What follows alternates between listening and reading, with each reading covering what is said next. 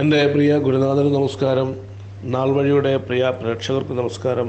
ഞാൻ സന്തോഷ് കുമാർ കൊല്ലം. ഞാൻ ഒരു പുതിയ വോയിസ് ക്ലിപ്പുമായി വരികയാണ്. നാൾവഴിയുടെ പ്രിയ പ്രേക്ഷകർ എൻ്റെ ഈ വോയിസ് ക്ലിപ്പ് കേട്ടിട്ട് അതിൽ ഞാൻ പറഞ്ഞിട്ടുള്ള കാര്യങ്ങളെക്കുറിച്ച് ചിന്തിക്കും എന്ന് ഞാൻ കരുതുന്നു. എൻ്റെ വോയിസ് ക്ലിപ്പുകളെല്ലാം എൻ്റെ അനുഭവങ്ങളായിരുന്നു, സത്യസന്ധമായ അനുഭവങ്ങളായിരുന്നു, എൻ്റെ ജീവിതത്തിലുണ്ടായ അനുഭവങ്ങളായിരുന്നു.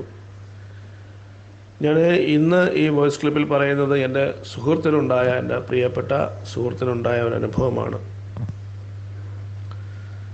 അപ്പോൾ അവൻ്റെ ഗൃഹനിർമ്മാണവുമായി ബന്ധപ്പെട്ട് അതിൻ്റെ വാസ്തുവുമായി ബന്ധപ്പെട്ടുള്ള ഒരു അനുഭവമാണ് ഞാൻ ഈ വോയിസിൽ പങ്കുവയ്ക്കുന്നത്.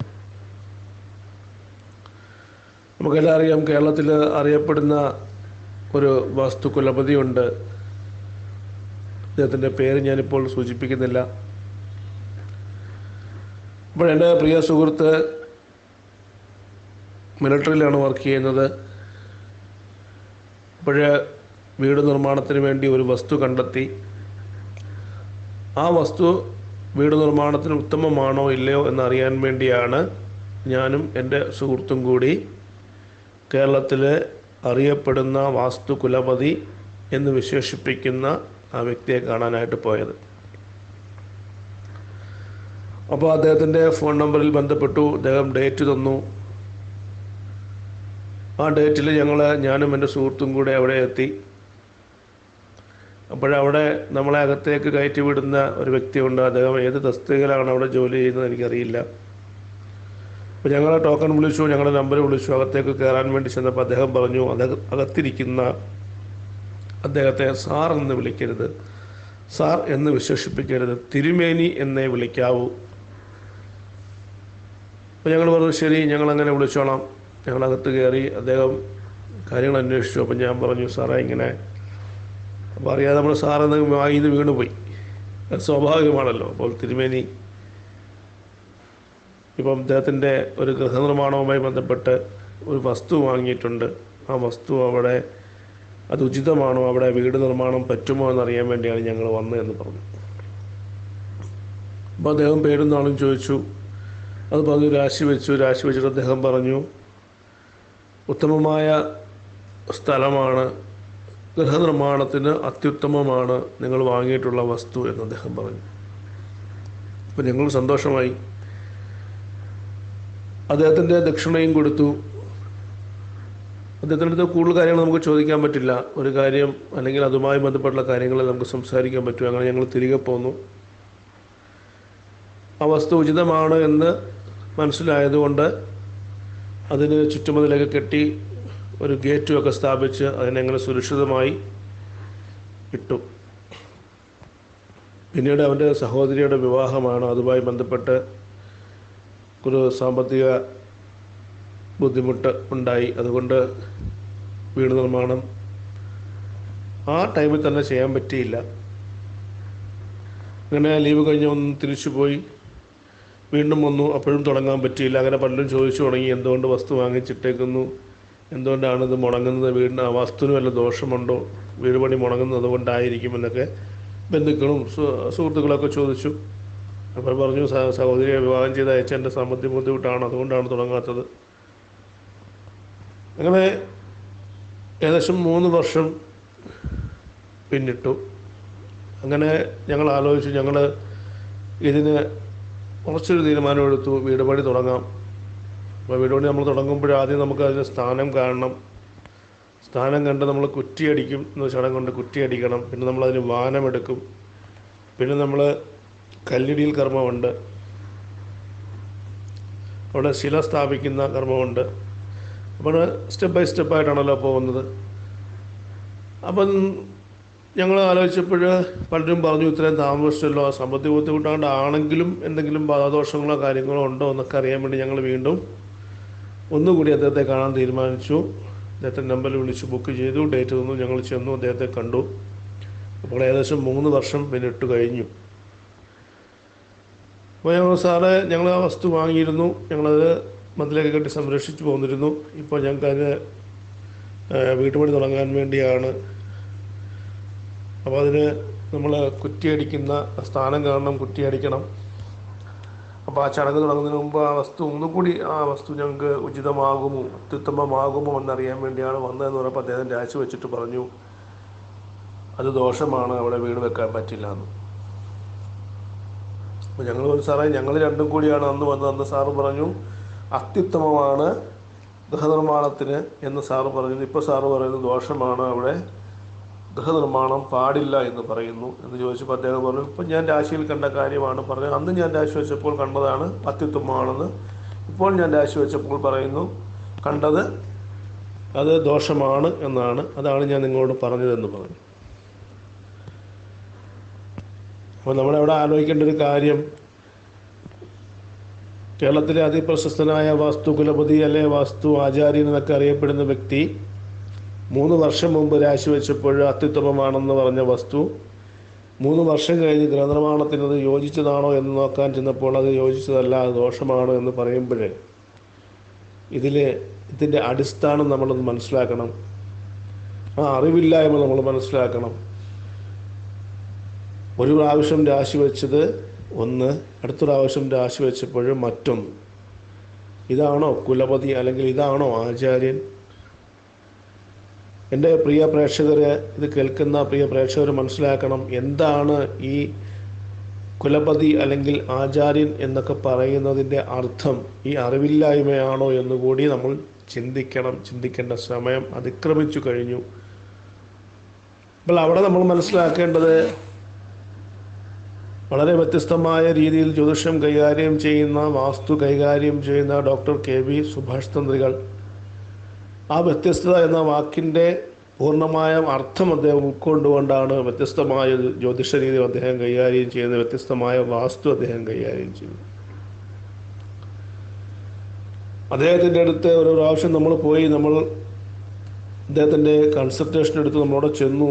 അദ്ദേഹം രാശി വെക്കുന്നു, നമ്മുടെ പേരും വീട്ടുപേരും ചോദിക്കുന്നു, രാശി വെക്കുന്നു.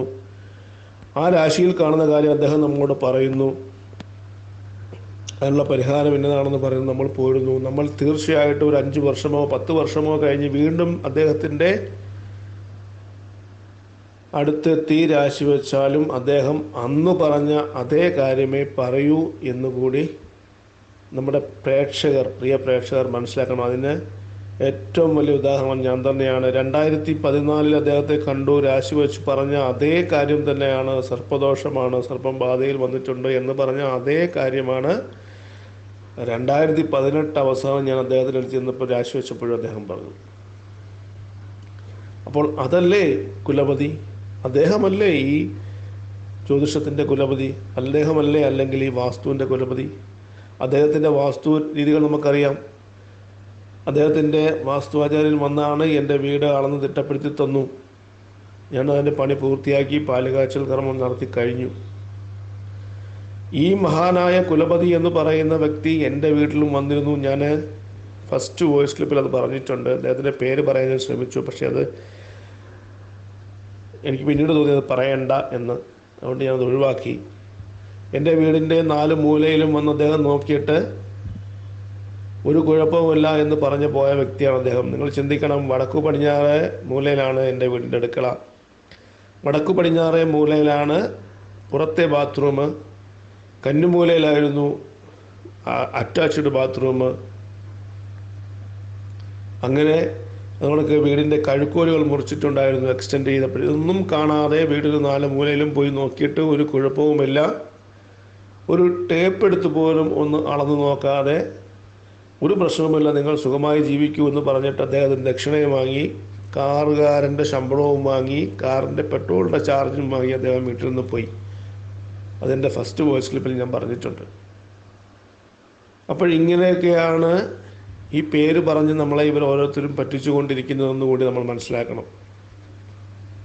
അതുകൊണ്ട് എൻ്റെ ഇപ്പോഴത്തെ ഈ വീട് പണി ഞാൻ നടത്തിയെന്ന് പറഞ്ഞല്ലോ, അന്നേരം കുറേ അധികം കോൺട്രാക്ടർമാരെ ഞാൻ വിളിച്ചു വീട് കാണിച്ചു. അപ്പോഴതിനൊരു ചേട്ടനോട് ചോദിച്ചു, ഇപ്പോൾ ഇത് പൊളിക്കാനുള്ള കാരണം അല്ലെങ്കിൽ ഇത് എക്സ്റ്റെൻഡ് ചെയ്യാനുള്ള കാരണം എന്ന് ചോദിച്ചപ്പോൾ ഞാൻ പറഞ്ഞു, വടക്ക് പടിഞ്ഞാറേ മൂലയിലാണ് അടുക്കള, കോളിൽ ബാത്റൂമാണ്. അപ്പോൾ അത് ആര് പറഞ്ഞു? ഞാൻ പറഞ്ഞു, എൻ്റെ പ്രിയ ഗുരുനാഥൻ കൂടിയായ ഡോക്ടർ KV സുഭാഷ് തന്ത്രികൾ എന്ന വ്യക്തിയാണ് പറഞ്ഞത്. അപ്പം അദ്ദേഹം എന്നോട് പറഞ്ഞു, ഇതുപോലെ അദ്ദേഹം കോൺട്രാക്റ്റ് എടുത്ത ഒരു വീട്ടിൽ ഈ കുലപതി എന്ന് പറയുന്ന ആൾ ചെന്നിട്ട് ആ വീട്ടിലെ വ്യക്തികൾ ചോദിച്ചു, സാറേ ഞങ്ങൾ എവിടെയാണ് അടുക്കള വെക്കേണ്ടത്, സാർ അതിനനുസരിച്ചൊരു പ്ലാൻ വരച്ച് തരണമെന്ന് പറഞ്ഞപ്പോൾ നിങ്ങൾക്ക് ഇഷ്ടമുള്ളിടത്ത് അടുക്കള വെച്ചോളൂ, അടുക്കളയ്ക്ക് എന്താണ് പ്രാധാന്യം, നിങ്ങൾക്ക് യോജിച്ച സ്ഥലത്ത് വെച്ചോളൂ എന്ന് പറഞ്ഞു പോയതായിട്ട് എൻ്റെ വീട്ടിൽ വന്ന കോൺട്രാക്ടർ പറഞ്ഞു. അപ്പം ഞാൻ എണ്ണം പറഞ്ഞു, ചേട്ടാ എൻ്റെ 4 മൂലയിലും വന്ന് നോക്കിയിട്ട് പോയി, വടക്ക് പടിഞ്ഞാറ് അടുക്കളയും കണ്ട് കന്നുമുല്ലിലെ ബാത്റൂമും കണ്ട് ഒരു കുഴപ്പമില്ലെന്ന് പറഞ്ഞാൽ പോയ ആൾ അങ്ങനെ പറഞ്ഞതിൽ ഒരു അതിശയോക്തിയും വേണ്ട ചേട്ടാ എന്ന് ഞാൻ അദ്ദേഹത്തോട് പറയുകയുണ്ടായി.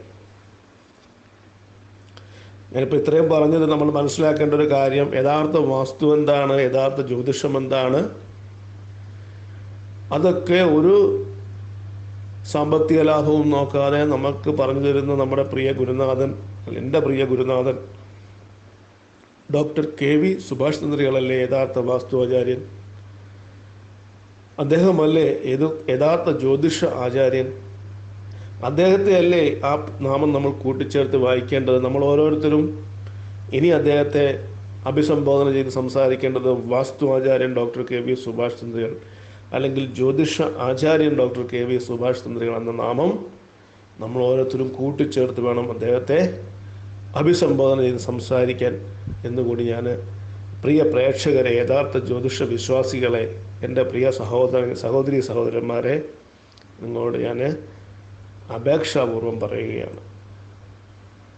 കുലപതിയെന്നും ആചാര്യനെന്നും പറഞ്ഞ് പറ്റിച്ച് നമ്മൾ കഷ്ടപ്പെടുന്നു, നമ്മൾ ഒരു നേരത്തെ അന്നത്തിന് വേണ്ടി കഷ്ടപ്പെടുന്നു, നമ്മൾ സമ്പാദിക്കുന്നു, നമ്മുടെ സമ്പാദ്യം മുഴുവൻ കവർന്നെടുത്തിട്ട് ഒരു കുഴപ്പവുമില്ല എന്ന് പറഞ്ഞ് ജീവിക്കാൻ പറഞ്ഞു പോകുന്ന വ്യക്തികളുടെ വീടുകളിൽ നമ്മൾ ചെന്നാൽ കാണാൻ പറ്റും അടുക്കള എവിടെയാണെന്നും ബാത്റൂം എവിടെയാണെന്നും ആ റൂമിൻ്റെ കണക്കുകൾ എന്താണെന്നും ആ വീടിൻ്റെ വാസ്തുപരമായ കണക്കെന്താണെന്നും ആ വീട് ഏത് കോണിലേക്കാണ് സ്ഥിതി ചെയ്യുന്നതെന്നും ഒക്കെ നമുക്ക് ഈ പറയുന്ന വ്യക്തികൾ, ഈ ആചാര്യന്മാരുടെ വീട്ടിൽ പോയാൽ നമുക്ക് തീർച്ചയായിട്ടും കാണാൻ പറ്റും. അല്ലെങ്കിൽ എവിടെയെങ്കിലും ഒരു ആചാര്യൻ പറഞ്ഞ് നമ്മൾ കേട്ടിട്ടുണ്ടോ, നിങ്ങൾ ഇഷ്ടമുള്ളിടത്ത് വെച്ചോളൂ, അങ്ങനെ ഇഷ്ടമുള്ളിടത്ത് വെക്കുന്ന ഒരു വ്യക്തിയാണോ അദ്ദേഹം എന്ന് നമുക്ക് മനസ്സിലാക്കാൻ അദ്ദേഹത്തിൻ്റെ വീട്ടിൽ പോയാൽ നമുക്ക് മനസ്സിലാക്കാൻ കഴിയും. അപ്പോൾ നമ്മുടെ സമൂഹം ചിന്തിക്കണം, ഇങ്ങനെയൊക്കെയാണ് നമ്മളെ പറ്റിച്ചുകൊണ്ടിരുന്നത്, കബളിപ്പിച്ചുകൊണ്ടിരുന്നത്, ആചാര്യനെന്നും കുലപതിയും എന്നൊക്കെ പറഞ്ഞ് നമ്മളെ പറ്റിച്ചുകൊണ്ടിരുന്നത് എന്നുകൂടി നമ്മൾ ഓർക്കണം. അപ്പോൾ ഞാൻ പറഞ്ഞു വന്നത്, എൻ്റെ പ്രിയ ഗുരുനാഥൻ കൂടിയായ ഡോക്ടർ KV സുഭാഷ് തന്ത്രികളുടെ ജ്യോതിഷവും വാസ്തുവും, അതാണ് യഥാർത്ഥ വാസ്തുവും ജ്യോതിഷവും. അതിനെ നമ്മൾ പ്രേക്ഷകർ, ജ്യോതിഷ വിശ്വാസികൾ തിരിച്ചറിയണം. തിരിച്ചറിഞ്ഞെങ്കിലേ നമുക്കിനി നന്മയുണ്ടാകൂ, വിജയമുണ്ടാകൂ എന്ന് കരുതിക്കൊണ്ട് എല്ലാവരും അദ്ദേഹത്തിൻ്റെ ജ്യോതിഷ രീതികൾ തിരിച്ചറിയണം എന്നൊരിക്കൽ കൂടി പറഞ്ഞുകൊണ്ട് എല്ലാവർക്കും നന്ദി, നമസ്കാരം രേഖപ്പെടുത്തിക്കൊണ്ട് ഞാൻ എൻ്റെ വാക്കുകൾ നിർത്തുന്നു. നന്ദി, നമസ്കാരം.